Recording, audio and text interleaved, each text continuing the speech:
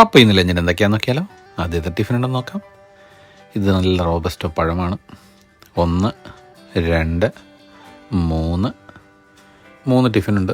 ഇത് ആ back side ഇച്ചിരി പൊളിഞ്ഞു പോയി, അതുകൊണ്ട് ഇങ്ങനെ വെച്ച് കഴിഞ്ഞാൽ അത് കേടാവത്തില്ല, പന്നലാവത്തില്ല, കറക്കത്തില്ലെന്ന് പറയും.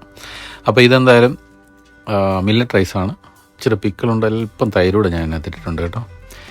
ഇത് നമ്മുടെ ബീൻസ് മെഴുക്കുവരട്ടിയാണ്. ഇത് നമ്മുടെ ഇത് വറ്റൽമുളക് അല്ലെങ്കിൽ കൊണ്ടാട്ടം, അത് വെച്ച് മാറ്റി വെച്ച് ബീൻസ് നീളത്തിൽ ഇച്ചിരി ഓയിൽ ഉപയോഗിച്ച് ചെയ്തതാണ് കേട്ടോ. ഇത് നമ്മുടെ മത്തങ്ങ എരിശ്ശേരിയാണ്. മത്തങ്ങ ഉടച്ച് കുക്കറിലടിച്ച് നല്ലപോലെ ചെയ്തതാണ്. അപ്പം നമുക്ക് മത്തങ്ങ എരിശ്ശേരി നമ്മുടെ ഫേവറേറ്റ് സംഭവമാണ്. നല്ല ഓറഞ്ച് കളർ അകത്തുള്ള മത്തങ്ങയാണ് എടുക്കുന്നത്, നല്ല മധുരമാണ്. അപ്പം ബീൻസ് മെഴുക്കുവരട്ടിയാണ്. ഇതങ്ങ് പഴം പോലായിപ്പോയി, അങ്ങ് ഇതിൻ്റെ കൂടെ വെച്ചുകൊണ്ടേ അത് ആ ക്രിസ്പിനെസ് അങ്ങ് പോയി. എയർ ഫ്രയറിലൊക്കെ ഇട്ട് ഉണ്ടാക്കിയതാണ്.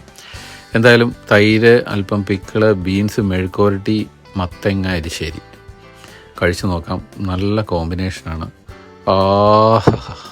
നല്ല ടേസ്റ്റി കോമ്പിനേഷനാണ്. മത്തങ്ങയും തൈരും ഉണ്ടെങ്കിൽ മത്തങ്ങ എരിശ്ശേരി വേറെ ഒന്നുമില്ല. പക്ഷേ ഇന്ന് ബീൻസ് മെഴുക്കുവരട്ടി ഒരു രക്ഷയില്ല.